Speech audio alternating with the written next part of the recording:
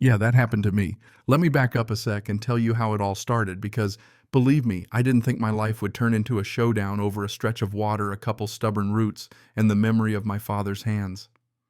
I was 8 years old the first time my dad let me steer our old aluminum rowboat across the lake. His hands were rough as bark wrapping over mine, and I can still feel the way those heavy oars pulled through the morning mist, Montana air sharp enough to make you feel like you're breathing secrets. Water parted beneath us like dark silk. Biner Lake wasn't just water to us. It was our inheritance, our history. My granddad, a stubborn dreamer, bought 3 parcels back in the 40s and dammed up the eastern runoff turned nothing into our own little sanctuary. 12 acres of spring-fed soul that lake. It irrigated our hayfields, cooled the cattle, gave the elk and blue heron a waypoint in the Bitterroot Valley. It's where I learned to think, where I learned what it meant to be a man.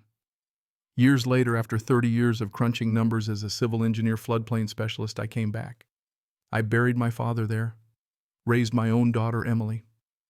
Let me tell you, when you spend your life studying soil, you start to believe everything's held together by a handshake, water, and earth making promises to each other.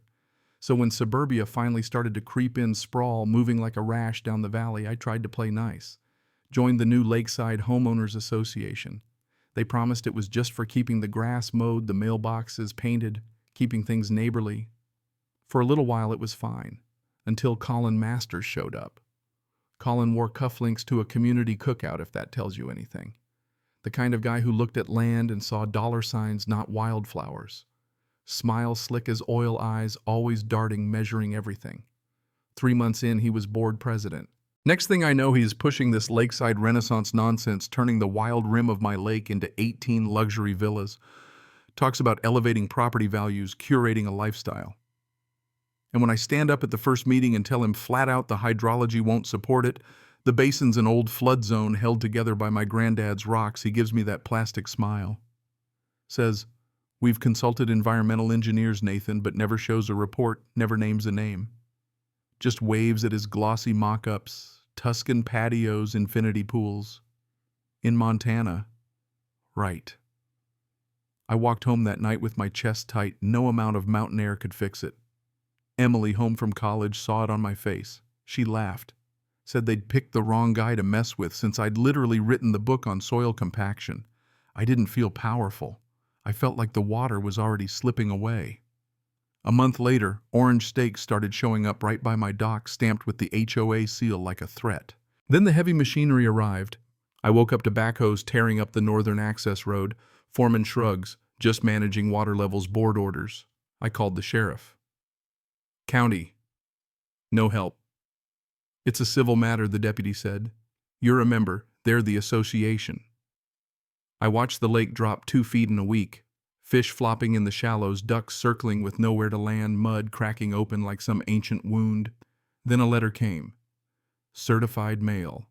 "Your cooperation in the greater vision of community progress is appreciated." Signed. Colin's signature, all flourish, no substance. I didn't reply. Instead, I walked out to the middle of what used to be the lake boots, sinking into dry silt. Made a promise to the wind.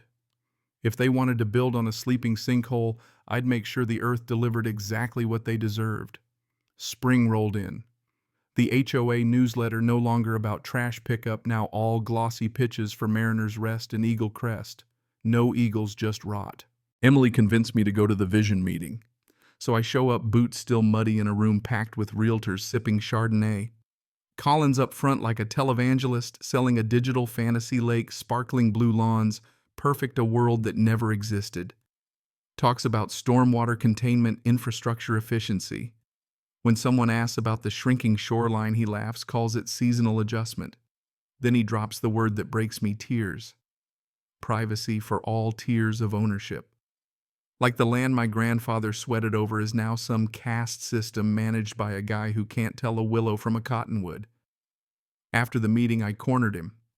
Asked, "Did you run a deep core soil sample, a hydrostatic pressure analysis?" He just smirked. "We're doing everything by code, Nathan. County's thrilled with the taxes. Maybe you should have built something instead of sitting on a mud pile."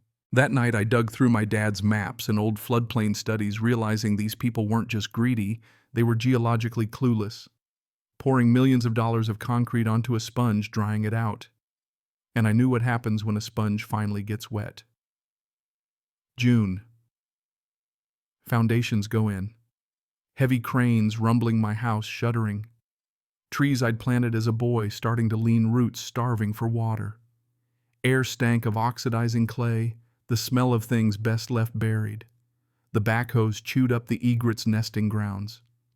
It wasn't just a lake dying, it was a murder, slow and deliberate, the killer in a navy blazer talking luxury. HOA started sending me letters. Cease and desist, stay off the active development zones, meaning my shoreline, my shared watercourse. But water's patient, and the math was still on my side. I called Brian Kellerman, old buddy from the State Flood Board. Told him the HOA was rerouting a spring-fed wetland with a development variance. Nathan, he said, you can't just move a federally regulated wetland for a breakfast nook. They were banking on no one checking the filings. I started documenting water levels, cracks in the earth. Used Emily's drone to film fissures opening in the lakebed. Cross-referenced my dad's USGS surveys with the HOA's joke of a map, a 1961 topo, before the dam was even done, pretending the area wasn't a watershed.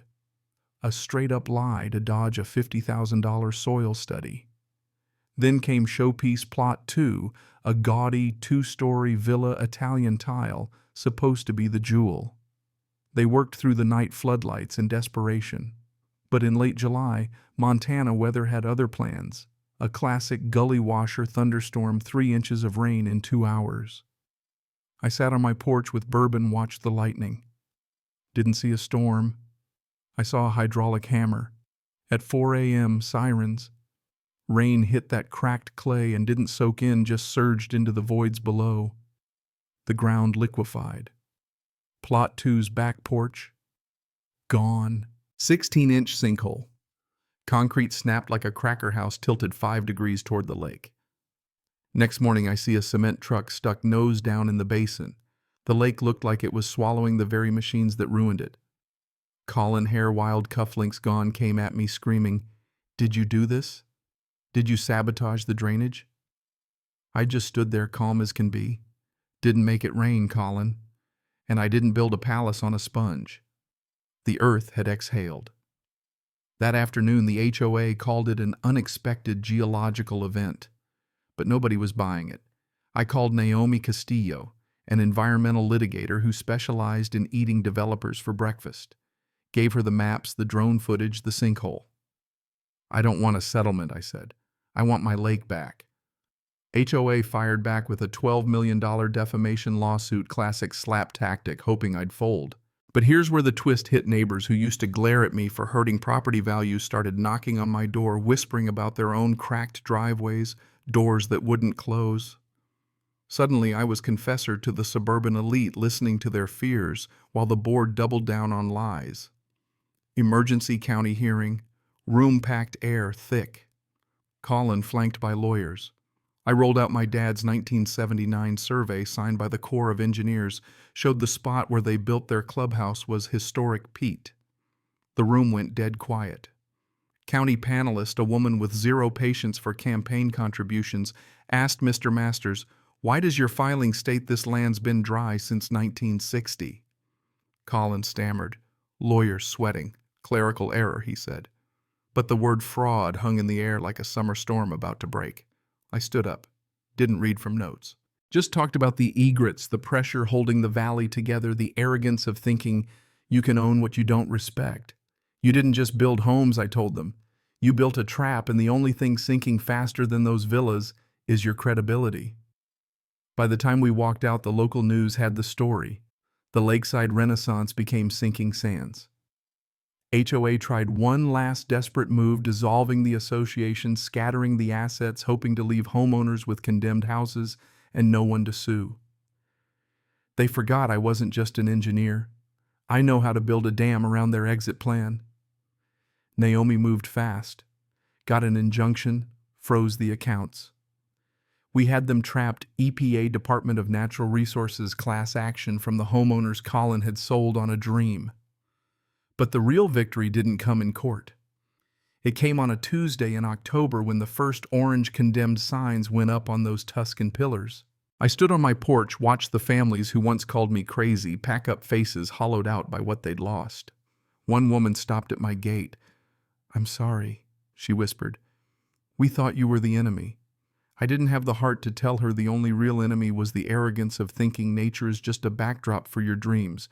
Judge's ruling came down total victory. HOA ordered to pay restitution, development permits revoked.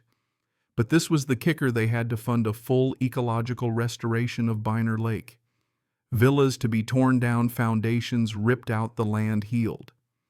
And the court appointed me, the so-called hostile element, as ecological consultant. I remember the day the excavators came, this time not digging holes but pulling up concrete. Watched the showpiece villa crumble.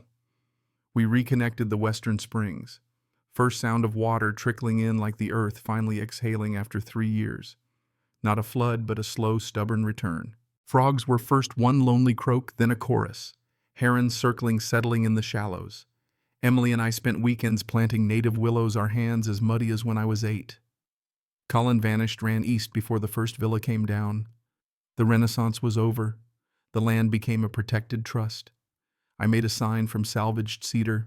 Water remembers everything. Last time I saw the lake at sunset, it was a sheet of hammered gold, reflecting a sky too big for any man to own. I sat on the dock, feet dangling, realized my father's hands weren't just on those oars all those years ago. They were here, in the silence, the ducks taking flight, the land feeling whole again. We won. But it wasn't man over man.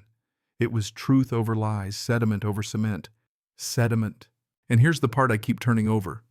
How many other Collins are out there pitching villas on sponges? How many of you live in neighborhoods where the HOA treats land like a spreadsheet? I see it everywhere. This belief that we can pave over the soul of a place and not pay the price. I want to hear your stories. Have you ever stood up to an association that thought they were bigger than the land itself? Watched a place you love get ruined in the name of progress? Or do you think I'm the villain, the guy who let 18 families lose their homes for a muddy pond and a few frogs? Let's hash it out in the comments. Was I right to fight until their kingdom sank? Or should I have compromised for the greater good? The lake is back. The egrets are nesting. Mariner's Rest is just a memory under 12 feet of cold spring-fed water, and that's exactly where it belongs. Thanks for listening to the story of Biner Lake. Don't forget to respect the math, and for God's sake, watch where you pour your concrete. Cảm ơn các bạn đã xem video.